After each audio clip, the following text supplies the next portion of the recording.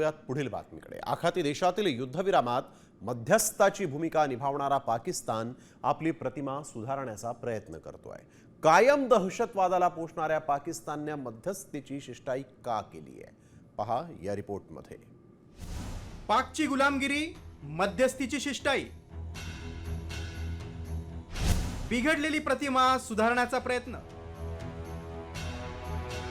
मध्यस्थी करणं पाकिस्तानला अपरिहार्य। आखाती देशातील अमेरिका, इस्रायल, इराण यांच्यात सुरू असलेल्या युद्धात पाकिस्तानने मध्यस्थी केली। इराणने 10 मागण्यांचा प्रस्ताव पाक मार्फत अमेरिकेला पाठवला आणि युद्धविरामाची घोषणा झाली। दहशतवाद पोषणारा देश म्हणून पाकची जगभरात प्रतिमा आहे। मात्र आखाती युद्धात थेट मध्यस्थाची भूमिका निभावल्यानं आणि युद्धविराम झाल्यानं पाकमधील राजकीय नेते हुरळून गेले। मात्र युद्धात मध्यस्थी करणं ही अभिमानाची बाब नव्हे, तर ती पाकिस्तानची मजबुरी आहे।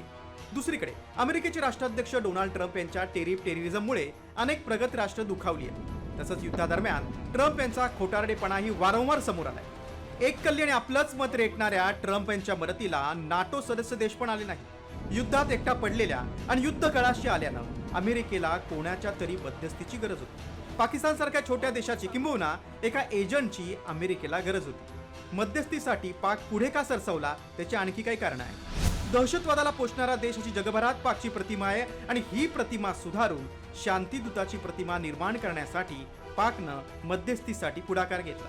दुसरीकडे इराण हा शिया बहुल देश आहे, तर पाकिस्तानमध्येही शियांची संख्या अधिक आहे। त्यामुळे अयातुल्ला खामेनीच्या मृत्यूनंतर पाकमध्ये हिंसाचार उसळला। अमेरिकेच्या दबावामुळे इराण विरोधात पाकिस्तानला युद्धात उतरावं लागलं असतं तर पाकिस्तानात अंतर्गत मोठी फूट पडली असती। आधीच कंगाल आणि अराजकता माजलेल्या पाकिस्तान युद्धाच्या मोठ्या झळा बसतायत। इंधन कोंडीमुळे पाकमध्ये स्थिती गंभीर आहे। जवळपास 55 दशलक्ष पाकिस्तानी नागरिक आखाती देशांमध्ये कामानिमित्त वास्तव्य करतात। युद्धामुळे पाकिस्तानच्या परकीय चलनावर परिणाम होतोय।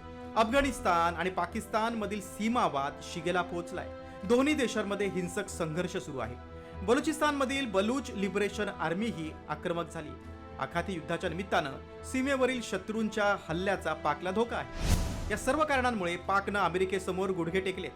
परराष्ट्र मंत्री एस जयशंकर यांनी पाकिस्तानला काही दिवसांपूर्वी दलाल म्हटलं होतं। आता इराण अमेरिकेच्या प्रतिनिधींची पाकमध्ये काही दिवस चर्चा सुरू राहील। द रिअल हिरो म्हणून शरीफ आणि मुनीर यांचं कौतुक होत असलं तरी हे सगळं उसनं अवसान असल्याचं लपून राहत नाही। दहशतवाद आणि भ्रष्टाचारानं पोखरलेल्या पाकनं जगाच्या शांततेसाठी मध्यस्थाची भूमिका बजावणं म्हणजे खोटेपणाची हद्द आहे। ब्युरो रिपोर्ट, साम टीव्ही।